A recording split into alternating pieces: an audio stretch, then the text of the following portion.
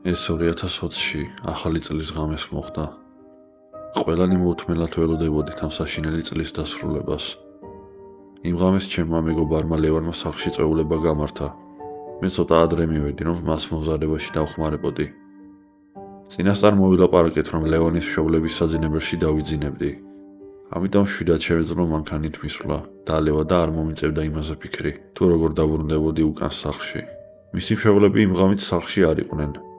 წვეულებაზე ჩვენი მეგობრების უმეტესობა მოვიდა, ასევე ლევანის რამდენიმე მეგობარი, რომელსაც მე არ ვიცნობდი. თავიდან ძალიან მხიარულად მიდიოდა ყველაფერი.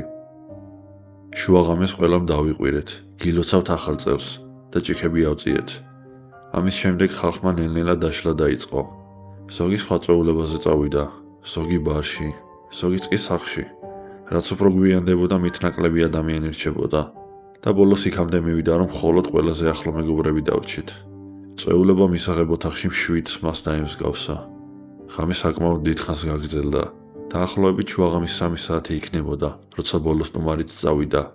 როცა ყველაფერი ჩაწყნარდა, უცნაური ხმა გავიგონეთ. თავიდან ვერ მივხვდი რა იყო. მოგვიანებით კი მივხვდით, რომ ჭრაჭუნის მსგავსი ხმა იყო. თავიდან ვიფიქრეთ, რომ მაცივრიდან ან სხვა ტექნიკიდან მოდიოდა, რადგან რაღა დასამალია და სახლს ხშირად ახასიათებს უცნაური ხმები. იმ მომენტში სახლში მხოლოდ მე, ლეონი და პეტრე ვიყავით. პეტრე დივანზე უკვე ჩაძინებას იწყებდა. ჩვენც ვაპირებდით დაძინებას, მაგრამ ის ხმა იმდენად გამაღიზიანებელი იყო, რომ გადავწყვიტეთ გაგვერკვია თუ საიდან მოდიოდა. სამზარეულოში შევედით, მაგრამ ხმა იქიდან არ ისმოდა. როცა სარდაფის კართან მივედით, ნათელი გახდა, რომ ხმა ქვემოდან მოდიოდა. ლევანმა კარი ოდნავ გააღო და ისევ იგივე ჭრიალის ხმა გავიგონეთ. მე უთხარი, ჩადი და ნახე რა არის. მაგრამ ის უარს ამბობდა. ბოლოს სარდაფში ჩასძახა. ვინმე არის აქ? იმ წამსვე ხმა შეწყდა და იმის შემდეგ აღარაფერი გაგვიგონია. დაახლოებით 1 წუთი კიბის თავზე ვიდექით და უსმენდით. ბოლოს შევთანხმდით, რომ ერთად ჩავიდოდით. ორივე მხერში დანაავიღეთ. თვრალები ვიყავით და გვეგონა ასე უფრო უსაფრთხო იქნებოდა, თუმცა სინამდვილეში ალბათ საკუთარ თავს უფრო ვავნებდით ამით. სარდაფში ჩავედით და ყველაფერი ყურადღებით დავათვალიერეთ. სარდაფი დიდი არ იყო, მხოლოდ დივანი, ტელევიზორი, პატარა ბარი, კუთხეში მაგიდა და სხვადასხვა ძველი ნივთები იდგა.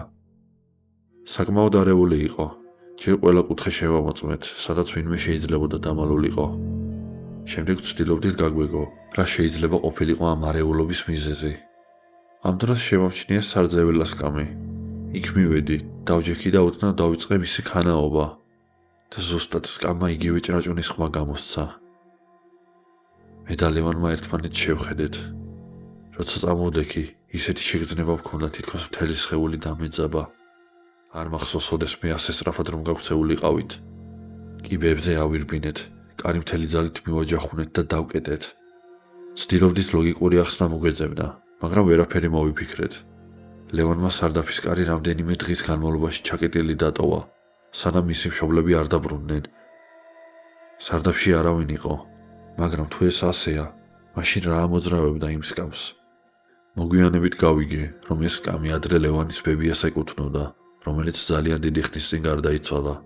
დედამისი სკამი უბრალოდ სენტიმენტალური მიზეზების გამო ჰქონდა შენახული. ამ შემთხვევის შემდეგ მსგავსი პარანორმალური გამოცდილება აღარ მქონია, მაგრამ დღემდე ჟრუანტელი მივლის, როცა ამ ღამეს ვიხსენებ.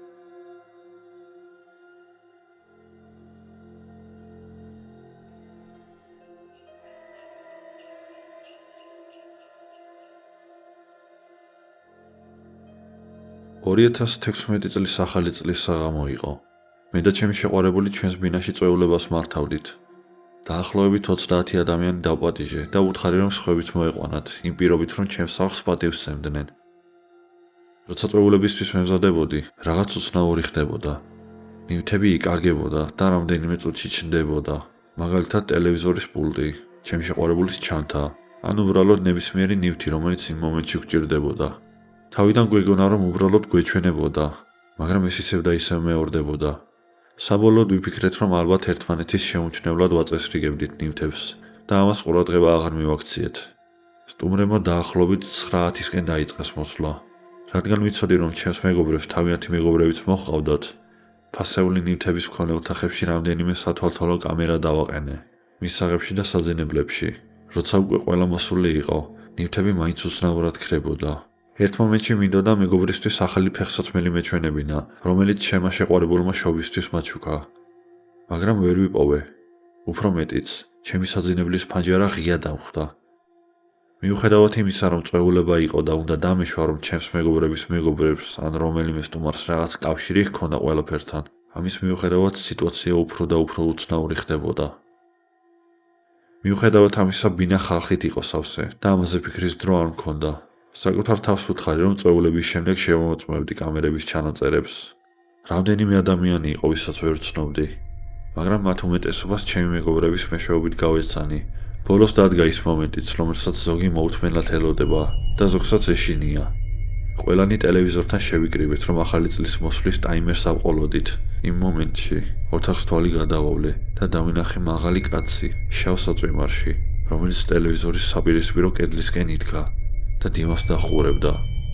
უკვე ვაპირებდი, რომ ჩემი მეგობრის ალექსანდრესთვის მეკითხა, იცნობდა თუ არა მას. მაგრამ ყველა მათვლა დაიწყო და ყურადღება იქით გადავიტანე. ყველამ დაიყვირა, გილოცავთ ახალ წელს. წყვილებმა ერთმანეთს აკოცეს. ცოტა ხანში კი როცა ხალხი დამშვიდდა, შევამჩნია, რომ ის მაღალი კაცი ოთახში აღარ იყო. ალექსანდრეს ვკითხე, ვინ იყო ის კაცი და მან მითხრა, რომ დავითის მეგობარი იყო. ამით თემა დასრულდა. ცოტა ხანში ჩემი ერთ-ერთი მეგობრის შეყვარებული ქვემოდან ამოვიდა და თქვა, რომ ის კაცი შავ საწვიმარში აბაზანიდან არ გამოდიოდა. ვუთხარი, რომ ის დავითის მეგობარი იყო და ვთხოვე მეორე აბაზანა გამოეყენებინა. ამასობაში დრო გადიოდა და ბოლოს საათმა ღამის 2 აჩვენა. ამ დროისთვის წვეულება ნელ-ნელა იშლებოდა და ხალხი წასვლას იწყებდა. როცა ყველა წავიდა, მე და ჩემმა შეყვარებულმა გადავწყვიტეთ, რომ დალაგება მეორე დღისთვის გადაგვედო. მაგრამ სწრაფად მაინც გადავამოწმეთ, რამე ხომ არ იყო დაკარგული. ამჯერად მისი ჩანთა იყო გამქრალი. ასევე ერთ-ერთი ჩემი ძვირადღირებული საათიც. მაშინვე საძინებელში შევარდი, რომ კამერების ჩანაწერი გადმომეწერა და მენახა. ჩანაწერის ყურება სტუმრის მოსვლის დროიდან დავიწყე. ერთ მომენტში იმ კაცს მოუყარი თვალი, შავი საწვიმარი რომ ჰქონდა, ის ჩვენს ნივთებში იქექებოდა. ჩანაწერიდან დაახლოებით 30 წამიანი მონაკვეთი ამოიჭერი, ტელეფონში გადავიგზავნე და მაშინვე დავით მივწერე, რომ მისი მეგობარი ჩემს ბინაში რაღაცეებს იპარავდა. მან მიპასუხა, რომ ეს შეუძლებელი იყო და მკითხა თუ რას გულისხმობდი. მაშინვე ვიდეო გადავუგზავნე. მან მომწერა, ეს ვინ ჯანდაბაა? მე არ ვიცნობ. მიწერე, რომ მითხრეს, რომ შენი მეგობარი იყო, მაგრამ მან ისევ გამიმეორა. ძმა, საერთოდ არ ვიცნობ მაგ ტიპს. ამ დროს მე და ჩემი შეყვარებული ძალიან ავნერვიულდით. ამიტომ ყველა მეგობარს დაუწყე მიწერა, ვინც წვეულებაზე იყო. ვეკითხებოდი, იცნობდნენ თუ არა ამ კაცს. ყველამ არა მიპასუხა, ამიტომ ჩანაწერის ყურება გავაგრძელეთ. ვიდეოში ჩანდა, თუ როგორ შევიდა ის კაცი ჩვენს საძინებელში, კარი გააღო და დაიწყო ჩვენი ნივთების ფანჯრიდან გადაყრა, მათ შორის ჩემი შეყვარებულის ჩანთაც. შემდეგ ვიდეოში ის კაცი უცებ სხვა მხარეს შეტრიალდა, თითქოს გაიგო, რომ ვიღაც კიბეზე ამოდიოდა და საწოლის ქვეშ შეძვრა. სწრაფად გადავახვიეთ დარჩენილი ნაწილი, მაგრამ იმის შემდეგ ის საწოლის ქვემოდან აღარ გამოსულა. იმ საწოლის, რომელზეც ახლა ჩვენ ვიჯექით. დავინახე ჩემი შეყვარებულის თვალებში შიში და ისიც, რომ სადაცაა ყვირილს დაიწყებდა. ხელი პირზე ავაფარე და ჩუჩულით ვუთხარი, სამამდე დავითვლი და გავიქცეთ მეთქი. მაგრამ თავი ვეღარ შეიკავა და ხმამაღლა დაიყვირა. შემდეგ მეც დაუყვირე, რომ უბრალოდ გაქცეულიყო. მეც მასთან ერთად გავიქეცი.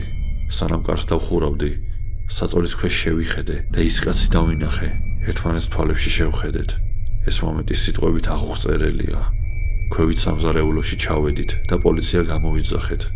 ორივეს ხელში დიდი სამზარეულოს დანები გვეჭირა. პოლიცია დაახლოებით 9 წუთში მოვიდა, მაგრამ იმ დროისთვის ის კაცი უკვე გაქცეული იყო. ხოლო ჩვენი საძინებლის ფანჯარა ისევ ღია დაგხვდა. მან ფანჯრიდან გაქცევა და ჩვენი ნივთების წაღება მოახერხა. ვიდეო ჩანაწერი პოლიციას გადავეცით. მათ უნდა შეესწავლათ და დამნაშავის სახის გამოსახულება დაეფიქსირებინათ. თუმცა ის კაცი ვერ იპოვეს. ყოველ შემთხვევაში ჩვენმა ადგილობრივმა პოლიციამ.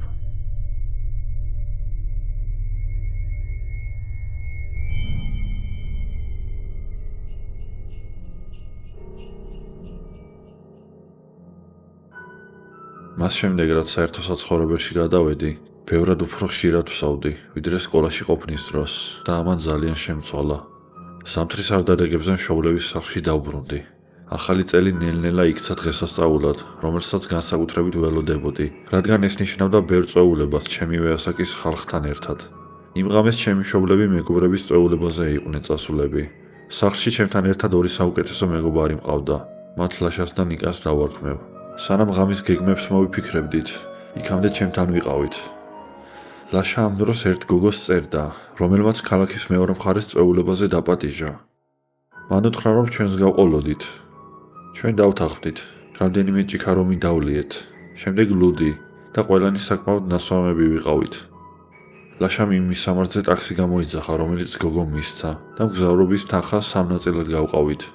გზაში ლაშამ გვითხრა, რომ ამ გოგოს არასდროს შეხვედრია, უბრალოდ ტინდერზე ერთი კვირის წინ გაიცნო და მონაწერებზე დაყრდნობით ძალიან საყვარელი ჩანდა. ტაქსმა უცნაურის საწყოვის მსგავს შენობასთან მიგვიყვანა. როგორც აღმოჩნდა, ეს სწორედ ის მისამართი იყო. ლაშამ მისამართი ხელახლა გადაამოწმა და ტელეფონებზეც დავადასტურეთ, რომ იგივე შენობა იყო. სანამ ძღოლს გაუშვებდით, ლაშამ გოგოს კიდევ ერთხელ მისწერა და ჰკითხა, მართლა ეს შენობა იყო თუ არა. თითქმის მაშინვე მიიღო პასუხი, რომ ეს სწორი მისამართია. ამის შემდეგ ტაქსიდან გადმოვედით და მძღოლი ნელ-ნელა გაუჩინარდა ქუჩის ბოლოსკენ. ხუმრობდით, რომ შიგნით შესვლა არც ისე ძალიან გვინდოდა და ჯობდა ტაქსი უკან დაგვებრუნებინა, მაგრამ ბოლოს მაინც შიგნით შევედით. შესასვლელს ვეძებდით და დავინახეთ ნახევრად პატარა ღია კარი, რომლის გვერდით დიდი აღნაგობის კაცი იდგა. მივუახლოვდით და ვკითხეთ, იყო თუ არა აქ წვეულება. მან თავი დაგვიქნია და კარისკენ მიგვითითა. ეს უკვე საკმაოდ საეჭვო იყო. ჩვენ შევედით ძალიან ბნელ და ვიწრო დერეფანში, სადაც მხოლოდ ერთი ჩამოკიდებული ნათურა ანათებდა ბოლოში. რაც უფრო წინ მივდიოდით, მით უფრო ძლიერდებოდა მუსიკის ხმა. დერეფნის ბოლოში მივედით და შევედით სივრცეში, რომელიც თითქოს წვეულებისთვის იყო განკუთვნილი. შიგნით ბევრად პატარა აღმოჩნდა, ძალიან ბნელი იყო და განათება მხოლოდ რამდენიმე იაფასიანი ნათურისგან მოდიოდა. ბევრი ხალხიც არ იყო, სადღაც დაახლოებით 20-30 კაცი. თან არავინც ეკვავდა, ყველა საკუთარ პატარა წრეში იდგა. ზოგიც კამებზე მარტო იჯდა და უცნაურად გვაკვირდებოდა. ყველაზე უცნაური და შემაშფოთებელი ის იყო, რომ მთელ საცეკვაო დარბაზში არც ერთი გოგო არ იყო. მუსიკა იმდენად ხმამაღალი იყო, რომ საუბარი ჭირდა. ამიტომ დინამიკებისგან მოშორებით კუთხეში დავდექით. ლაშას ვუთხარი, რომ იმ გოგოსთვის დაერეკა და ეკითხა სად იყო. მან მესიჯი მიწერა და პასუხად მიიღო, რომ უკანა ნაწილში იყო, კარების იქით. ვითხრა, რომ მას იქ შევხვდებოდით. ეს მე ძალიან არ მომეწონა და ლაშას ვუთხარი, რომ მოდი უბრალოდ შევიჭყიდებოდი და თუ იქ არავინ იქნებოდა, მაშინვე წავიდოდით. ლაშა წინ გაგვირწყვა და გოგოს მითითებებს მიჰყვებოდა. კარები გავიარეთ და შევედით მკრთალად განათებულ ვიწრო დერეფანში, სადაც უამრავი კარი იყო. სიარულისას ერთ-ერთი ოთახიდან უცებ გამოჩნდა კაცი და ლაშას რაღაც ჩუმად ჩასჩურჩულა. ლაშა დაბნეული ეკითხებოდა, რა? და შემდეგ ჩვენ მოგვიბრუნდა, ხელები დაგვიქნია და თქვა, რომ ჯობდა აქედან წავსულიყავით. კითხვები არ დაუსვი და ისე მთავარ დარბაზში გამოვედით. გრძნობდი, რომ ისევ გვიყურებდნენ.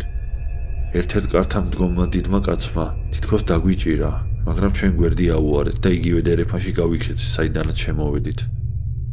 შემამჩნიეთ, რომ ის კაცი უკან მოვყვებოდა და ამ დროს ლაშამ დაიყვირა, გაიქეცით. ჩვენ მთელი სისწრაფით გავიქეცით. მაშინ მივხვდი, რომ საქმე სერიოზულად იყო. უგამყოფი კაცი მთელი ძალით ყვიროდა, გააჩერეთ ისინი. ალბათ შესასვლელთან მდგომ კაცს ეუბნებოდა. საბედნიეროდ დიდად არ ეცადა ჩვენ შეჩერებას. როცა გარეთ გავიქეცით, პატარა სადგომიდან გამოვარდით და მთავარ გზაზე გავედით, სადაც ისევ ტაქსი გამოვიძახეთ.